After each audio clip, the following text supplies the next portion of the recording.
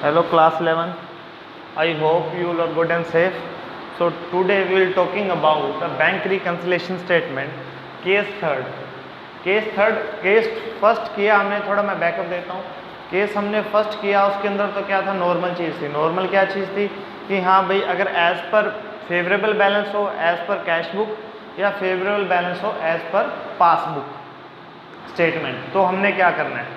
तो मैंने आपको पहले भी कहा था, उसमें अपन को क्या करना होता है, जिसका बैलेंस अपन ऊपर लिखते हैं उसको अपन क्या करेंगे, चेंज करेंगे, है ना, उसको ही, उसके बैलेंस को ही प्लस माइनस करेंगे।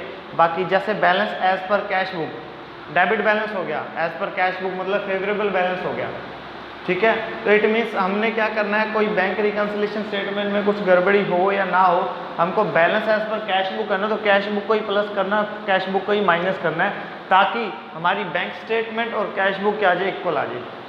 सेकंड केस किया था हमने। सेकंड केस के अंदर क्या था कि जब हमारे पास क्या हो, बैलेंस एज पर पासबुक हो, फेवरेबल बैलेंस हो, तो मैंने कहा था कि अगर ऊपर अपने हेडिंग अपने क्या लिख दी थी, बैलेंस एज पर पासबुक, उसके बाद अपने ऐड आइटम लिखी तो लेस आइटम लिखी थी।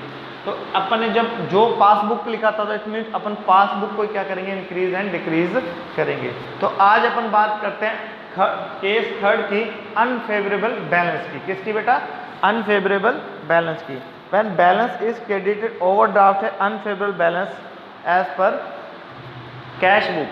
तो यहाँ मैं लिख सकता हूँ केस थर्ड, अपने जो करना है, इसके फोर ही केस हैं। बैलेंस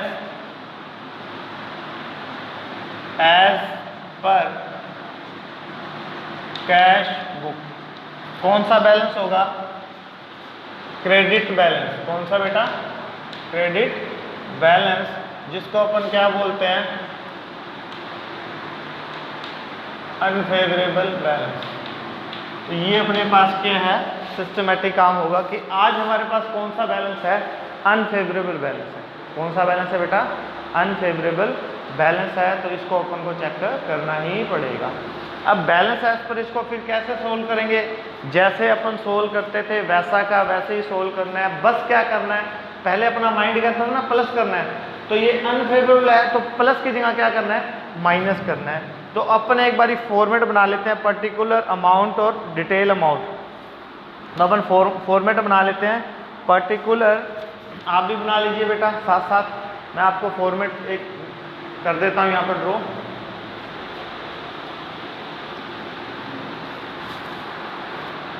पहले तो यहाँ पर क्या आ जाएगा, पर्टिकुलर,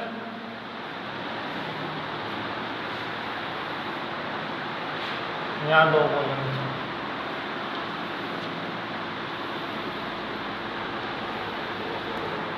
डिटेल अमाउंट,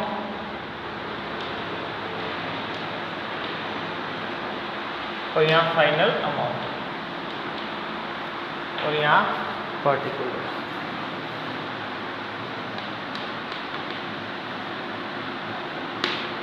ये चीज होगी। अब यहाँ पर अपन ने ये तो लिख दिया सर, अब क्या करें आगे, हमको क्या पता। तो कोई बात नहीं, अपन को पहले स्टार्टिंग में क्या लिखना पड़ेगा, बैलेंस लिखना पड़ेगा। क्या लिखना पड़ेगा, बैलेंस। तो स्टार्टिंग में बैलेंस क्या लिखेंगे अपन, balance as per cash book credit balance, या overdraft as per cash book. तो overdraft as per cash book या क्रेडिट बैलेंस, या ओवरड्राफ्ट लिख सकते हो, overdraft balance as per cash book. इसका मतलब क्या हुआ, हमारा कौन सा बैलेंस है, ये क्रेडिट बैलेंस। तो ये जो अमाउंट आएगी वो यहाँ पर आएगी, क्लियर।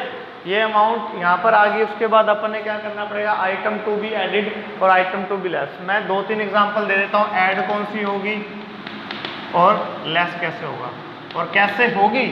जैसे अपने पहले कंसेप्ट के अकॉर्डिंग करा था, वैसे ही अपन यहाँ पर कंसेप्ट के अकॉर्डिंग करेंगे कि हाँ भाई इसका सॉल्यूशन कैसे होगा और कैसे इसको सोल्व करेंगे अपन। तो ध्यान दीजिए, पहले अपन कोई भी एंट्री ले लेते हैं। सपोज करो अपने पास बैलेंस है कि check deposited but not collected.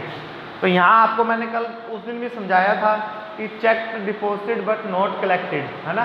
तो ये बात थी। एक बारी मैं यहाँ पर आपको लिख देता हूँ, आपको एक बारी साइड में लिख देता हूँ समझाने के लिए कि क्या सिस्टम है और क्या नहीं है। तो यहाँ देखिए, अपन को चेक डिपॉजिट कर दिया but not collected for payment. तो चेक डिपॉजिट कर दिया तो अपने अकॉर्डिंग तो क्या हो गया कि हाँ भाई पैसा आ गया। क्या आ गया, पैसा आ गया। तो बात करें अपन cheque deposited but not collected, तो यहाँ पर आ गया cheque deposited but not collected, collect नहीं हुआ। अब ये एक ट्रांजेक्शन आ गई। अब सर इस ट्रांजेक्शन को प्लस करें या माइनस करें हमें नहीं पता, तो मैंने वही चीज़ लिखी, यहाँ पर अपन ने कैश बुक लिख लिया, यहाँ पर पासबुक लिख लिया।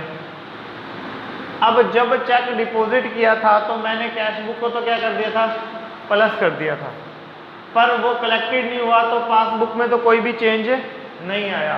और स्टार्टिंग बैलेंस जिसका होता है उसी को ही अपन ने क्या करना होता है, इंक्रीज या डिक्रीज करना होता है। इट मीन्स पासबुक में तो कुछ भी नहीं हुआ क्योंकि चेक डिपॉजिट हो गया। तो चेक मैंने जब डिपॉजिट कराया तो मैंने फटाफट लिख दिया कि मैंने कैश बुक को क्या कर दिया, प्लस कर दिया। पासबुक में कोई इफेक्ट नहीं पड़ा। तो अपना दिमाग कहता है सर पासबुक को प्लस कर दो, नहीं बेटा, स्टार्टिंग बैलेंस किसका है, कैश बुक का। तो कैश बुक का स्टार्टिंग बैलेंस है तो कैश बुक को ही अपन क्या करेंगे, चेंज करेंगे। तो कैश बुक को चेंज करेंगे तो आपका दिमाग अब क्या कह रहा है, सर कैश बुक को माइनस कर दो, राइट। जो पहला वाला केस था, फर्स्ट केस में अपना दिमाग यही बोल रहा था कि सर कैश बुक में प्लस हो गया, पासबुक में प्लस नहीं हुआ, कोई बात नहीं सर।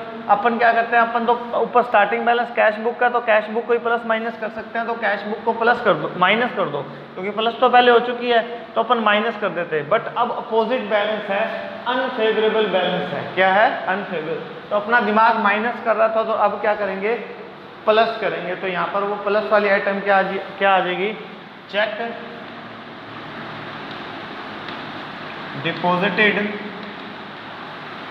But not collected. ये एक आइटम मैंने आपको, ऐसी नंबर ऑफ आइटम जो पहले करी थी वो सारी की सारी ऐसी यहीं पे आ जाएगी जो प्लस की आइटम थी, जो अपन को बुक के अंदर भी दे रखी है, आप इसको खुद भी कर सकते हो। अब बात करते हैं लेस वाली आइटम का। एक एग्जांपल ले लें, प्लस वाली हो जाएगी, लेस वाली हो जाएगी, आपका कंसेप्ट क्लियर हो जाएगा। लेस वाली आइटम अपन देख लो, cheque issued but not presented for payment. Cheque को इशूड किया, यहाँ से इसको यहाँ लिख देते हैं second, check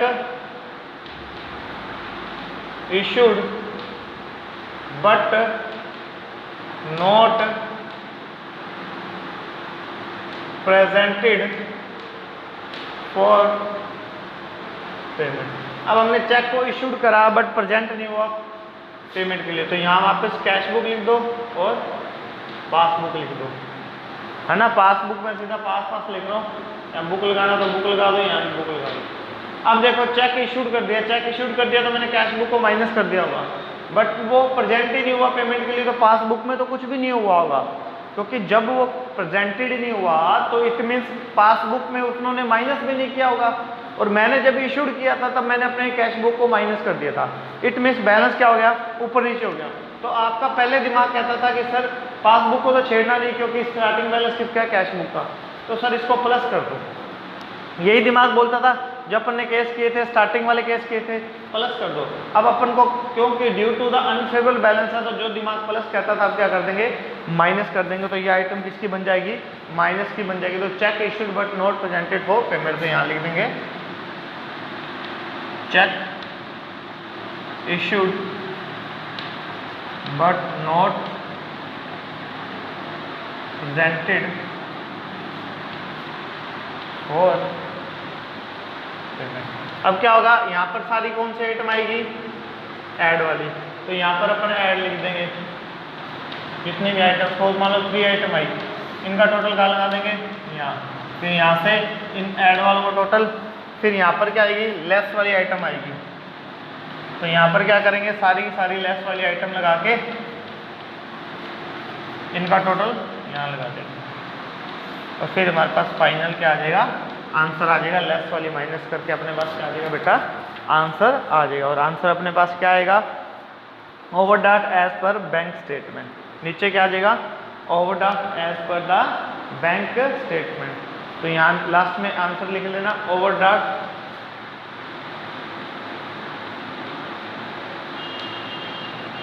as per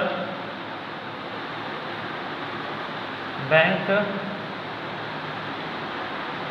statement. ये वाला बैलेंस कौन सा हो जाएगा, ये भी अनफेवरेबल होगा, क्योंकि पासबुक वाला क्रेडिट होता है अपना फेवरेबल, तो ये क्या हो जाएगा अपना एक अनफेवरेबल बैलेंस हो जाएगा, ओवरड्राफ्ट एज पर पासबुक। ठीक है, ये बैंक स्टेटमेंट पासबुक का डेबिट बैलेंस आ गया। तो ये बेटा इसको क्लियर कर लेना, कोई डाउट हो तो मेरे से पूछ लेना, तो कंप्लीट कर लेना। आज के लिए लेक्चर इतना ही होगा। Thank you.